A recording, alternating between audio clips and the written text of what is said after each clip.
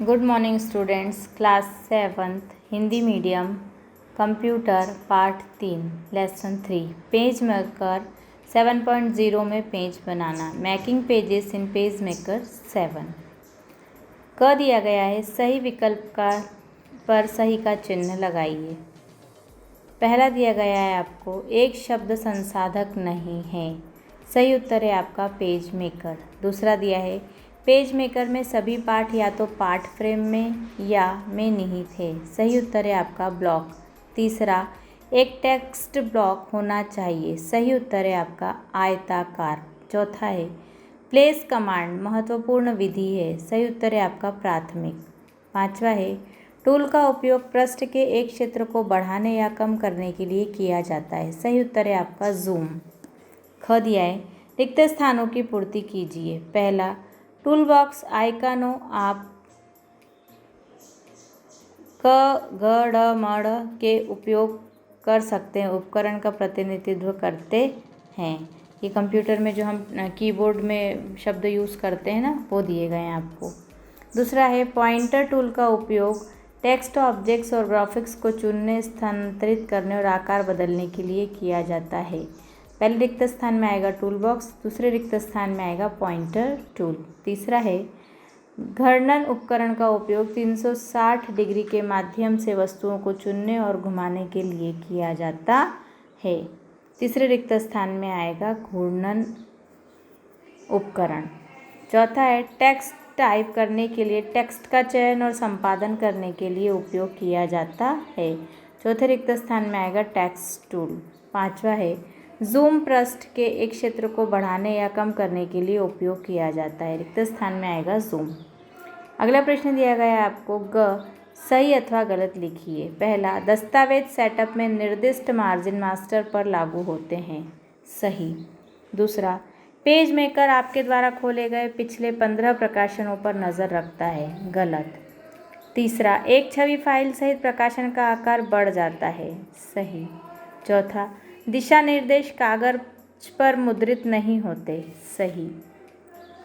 Ctrl+M paragraph specification dialogue box खोलने के लिए दबाएं। सही। प्रश्न नंबर घ है निम्नलिखित प्रश्नों के उत्तर दीजिए। पहला पेज मेकर में पॉइंटर टूल से क्या अभिप्राय है। उत्तर है पेज मेकर में पॉइंटर टूल का उपयोग टेक्स्ट ऑब्जेक्ट और ग्राफिक्स को चुनने, स्थानांतरित करने और आकार बदलने के लिए किया जाता है। एक बार चुने जाने के बाद हर एक ऑब्जेक्ट या टेक्स्ट को फॉर्मेट या शिफ्ट किया जा सकता है। क्वेश्चन नंबर 2 है आपका आप एक नया प्रकाशन कैसे बनाएंगे। दूसरा है पेज मेकर शुरू करने के बाद आप स्क्रेच से एक नया प्रकाशन बना सकते हैं। आप टेम्पलेट खोलकर एक मौजूदा डिज़ाइन के आधार पर एक नया प्रकाशन शुरू कर सकते हैं। डॉक्यूमेंट स्टेप जब आप स्क्रेच से एक प्रकाशन बनाते हैं तो आपको डॉक्यूमेंट स्टेप सेटअप बॉक्स में मूल डिज़ाइन का वर्णन करना होगा। स्वचालित रूप से खुलता है जब आप नई फाइल चुनते हैं। उदाहरण के लिए आप पृष्ठ का आकार निर्दिष्ट कर सकते हैं, चाहे पृष्ठ एक या दोनों तरफ और पृष्ठ मार्जिन के स्थान पर छपे हों। पहला प्रोग्राम मेनू में फाइल मेनू पर इंगित करें और न्यू पर क्लिक करें। दूसरा सेटअप डायलॉग बॉक्स में किसी भी ऑप्शंस को निर्दिष्ट करें। प्रश्न नंबर 3 दिया गया है मौजूदा प्रकाशनों को खोलने में शामिल चरणों को लिखिए।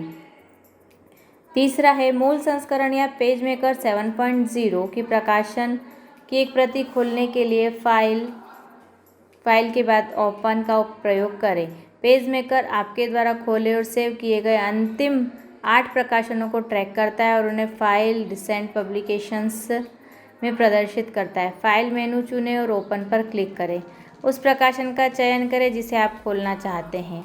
ओरिजिनल या एक प्रति का कॉपी करें। ओपन बटन पर क्लिक करें। ओपन बटन पर क्लिक करने के बाद सॉफ्टवेयर पब्लिकेशंस को खोलना शुरू कर देता है। इस प्रक्रिया के दौरान यह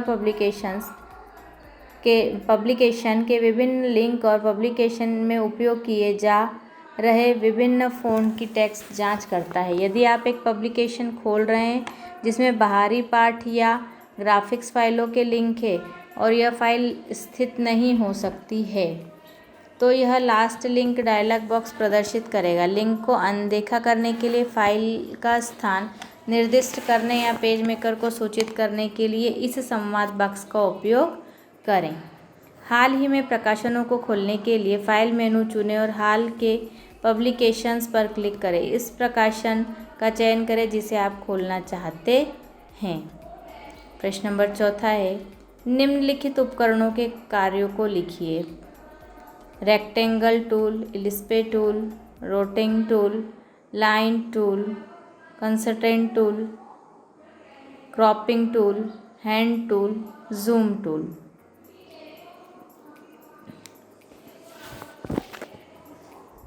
देखिए 4, रोटेटिंग टूल। रोटेटिंग टूल का उपयोग 360 डिग्री के माध्यम से ऑब्जेक्ट को चुनने और घुमाने के लिए किया जाता है। पॉइंटर टूल से घुमाए जाने वाले ऑब्जेक्ट पर क्लिक करें और रोटेटिंग टूल पर क्लिक करें। आपको क्रॉस हेयर मिलेगा। क्रॉस हेयर्स को आइटम के रोटेशन केंद्र में ले जाएं। बाई माउस बटन पर क्लिक करें और पकड़ें और जिस दिशा में आप ऑब्जेक्ट को घुमाना चाहते हैं उस दिशा में क्रॉस हेयर्स के साथ एक रेखा खींचें। दूसरा, हैंडल को क्लॉकवाइज या एंटी क्लॉकवाइज खींचें। रोटेशन की वांछित डिग्री हो जाने के बाद उसे माउस बटन छोड़ दें। दूसरा दिया है लाइन टूल। यह लाइन टूल का उपयोग किसी भी दिशा में सीधी रेखाएं खींचने के लिए किया जाता है। तीसरा दिया है रेक्टेंगल टूल। यह रेक्टेंगल टूल का उपयोग वर्ग और आयतों को खींचने के लिए किया जाता है। अगला दिया है इलिप्स टूल। इलिप्स टूल का उपयोग सर्कल और दीर्घवृत्त खींचने के लिए किया जाता है।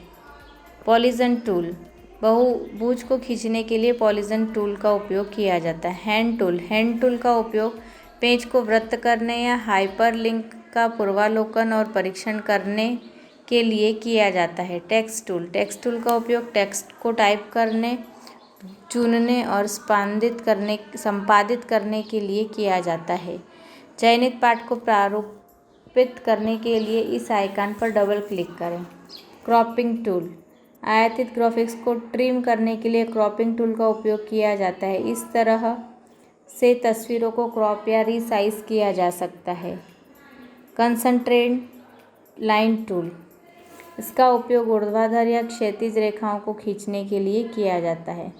Rectangle frame place holder tool है ना, आपको जितने दिए गए उसमें लास्ट दिया गया है जूम टूल। पेज के एक क्षेत्र को बढ़ाने या कम करने के लिए जूम टूल का उपयोग किया जाता है। कंट्रोल, आगे दिया है आपको क्वेश्चन नंबर 5। क्वेश्चन नंबर 5 दिया, एक नियंत्रण पैलेट क्या है? वस्तु और पाठ के संबंध में इसकी उपस्थिति स्पष्ट करें। नियंत्रण मतलब कंट्रोल।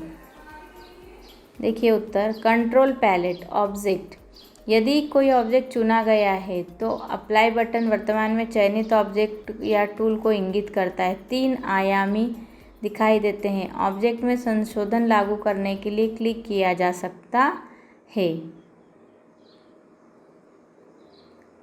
अप्लाई बटन संख्यात्मक मानों द्वारा किसी भी वस्तु में परिवर्तन लागू करने के लिए उपयोग किया जाता है। प्रॉक्सी एक चयनित वस्तु का प्रतिनिधित्व करता है। किसी वस्तु के विशिष्ट क्षेत्र का संदर्भ उपलब्ध है।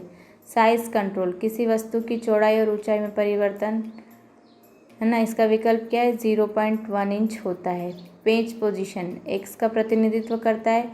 बाएं हाथ के कोने पर दिखाई देने वाली वस्तु का समन्वय करता है। परसेंटेज किसी वस्तु के आयामों को बदलने के लिए उपयोग किया जाता है। प्रोपोर्शंस कॉलिंग कंट्रोल वस्तु या एक मूल अनुपात की व्यक्तिगत ऊंचाई या चौड़ाई को बदलने के लिए। एक चयनित संदर्भ बिंदु के संदर्भ में क्षैतिज रूप से -85 से 85 डिग्री तक एक वस्तु को तिरछा करें और विकल्प क्या रखें? 0.01 डिग्री होता है। वर्टिकल रिफ्लेक्शन बटन किसी ऑब्जेक्ट को वर्टिकल रिफ्लेक्ट करता है। हॉरिजॉन्टल रिफ्लेक्शन बटन किसी वस्तु को क्षैतिज रूप में दर्शाता है। कंट्रोल पैलेट टेक्स्ट जब आप कंट्रोल पैलेट टेक्स्ट टूल चुनते हैं तो कंट्रोल पैलेट टेक्स्ट ऑब्जेक्ट के भीतर टेक्स्ट को मैनिपुलेट करने का विकल्प प्रदर्शित करता है। अप्लाई बटन चयनित पाठ में प्रारूपण लागू करने के लिए उपयोग किया जाता है। कैरेक्टर व्यू बटन और पैराग्राफ व्यू बटन यह दो प्रकार की सेटिंग के बीच एक टॉगल है। फ्रंट या तो टाइप करें या टाइपस चुनें। Type style buttons normal, bold, italic, underline, reverse या स्क्रॉल थ्रू का चयन करने के लिए किया जाता है। केस बटन स्मॉल कैप्स या ऑल कैप्स या नॉर्मल केस को निर्दिष्ट करें। पोजीशन बटन सबस्क्रिप्ट स्थिति निर्दिष्ट करें या super subscript. Type size button बिंदुओं में टाइप आकार निर्दिष्ट करें, है ना। इसका विकल्प क्या होता है? 0.01 पॉइंट्स होता है। लीडिंग ऑप्शन एक पैराग्राफ में टाइप की लाइनों के बीच ऊर्ध्वाधर स्थान निर्दिष्ट करें। ऑटो विकल्प 20% की स्पेस देता है। न्यूड विकल्प 0.01 अंक। एक्सपर्ट ट्रैकिंग अक्षरों और शब्दों के बीच स्पेस की मात्रा टाइप या चयन करने के लिए किया जाता है। सेट विड्थ सामान्य समान 100% या मूल फॉन्ट्स डिज़ाइन में वर्ण चौड़ाई के 10वें की वृद्धि में मान टाइप करने के लिए 5% से 250% का उपयोग किया जाता है। न्यूड विकल्प 1%।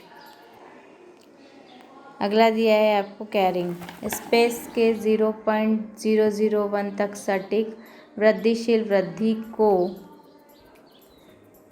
को बढ़ाने या घटाने या देखने के लिए उपयोग किया जाता है। बेसलाइन शिफ्ट बेसलाइन के सापेक्ष पीठ की ऊर्ध्वाधर स्थिति को निर्दिष्ट करें। न्यूड विकल्प 0.01 पॉइंट।